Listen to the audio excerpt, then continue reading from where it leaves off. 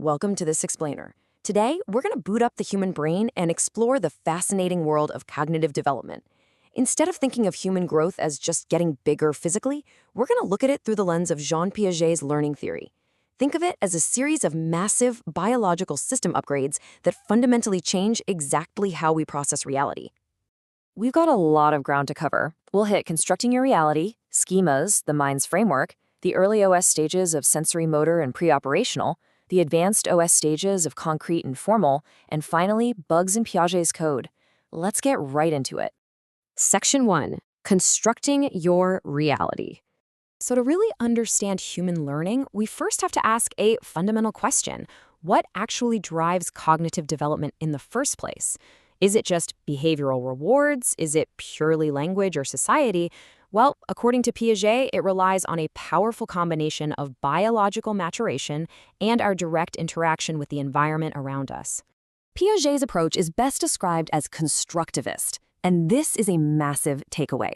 It means the human brain doesn't just sit there passively soaking up data like a blank hard drive. No way. The learner actively constructs their own understanding of reality by exploring, testing, and engaging with their surroundings. Section 2. Schemas, the mind's framework. How does the brain organize all this constructed reality? It uses schemas. Think of a schema like a digital folder or a core mental framework where your brain actively organizes every single piece of data it encounters. Whether it's the concept of a dog, how to behave in a restaurant, or the rules of gravity, your mind builds a schema to interpret that information so you can navigate the world efficiently. But what happens when brand new data arrives? The brain routes it through two distinct pathways. First, we have assimilation. This is when you just incorporate that new information right into your existing schemas. You're basically adding a new file to an existing folder. But then we have accommodation. This happens when the new data completely contradicts what you know, forcing you to modify those existing schemas.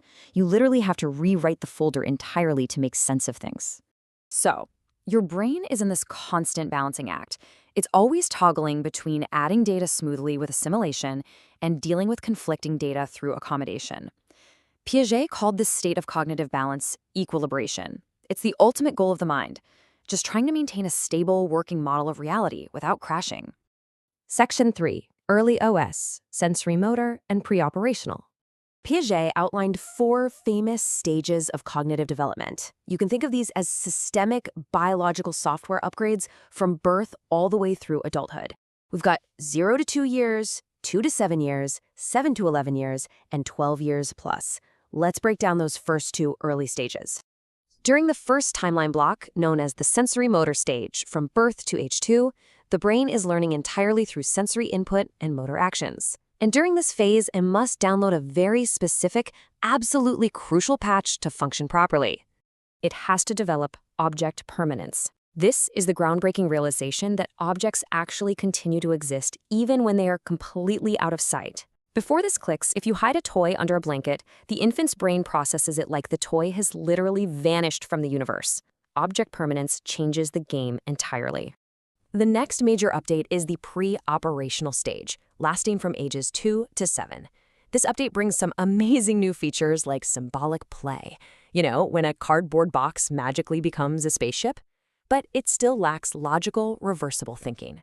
It also features animism, which is why a kid might firmly believe that the sun or a stuffed animal has actual feelings and intentions. Now consider this classic processing error that happens during the pre-operational stage. If you pour the exact same amount of liquid into a short, wide glass and a tall, thin glass, a child in this stage will almost always tell you the tall glass holds more water. But why does that happen? This visual glitch happens because of a phenomenon called centration. It means the child's brain is fixating or centering on only one aspect of a situation at a time. In the water glass example, they are hyper-focused entirely on the height of the liquid, while their processor completely ignores the width of the glass. Centration perfectly demonstrates a lack of conservation. Conservation is the logical understanding that quantity stays the exact same despite changes in physical appearance.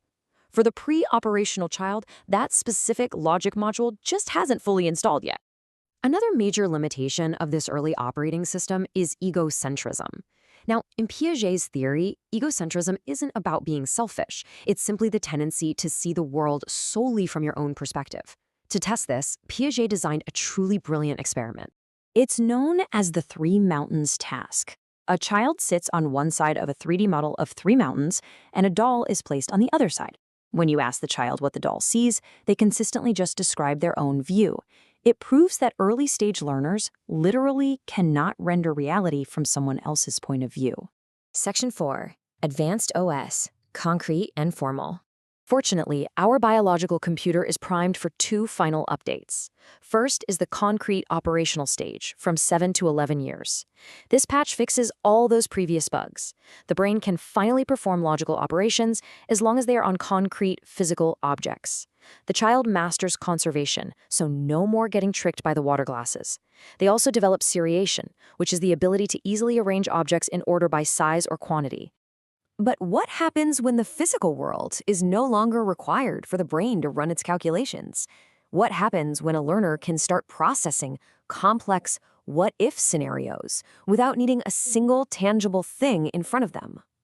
That brings us to the formal operational stage, from 12 years into adulthood. This unlocks the ultimate processing power.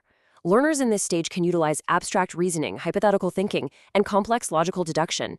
They can run elaborate simulations completely inside their own minds. Section 5. Bugs in Piaget's code.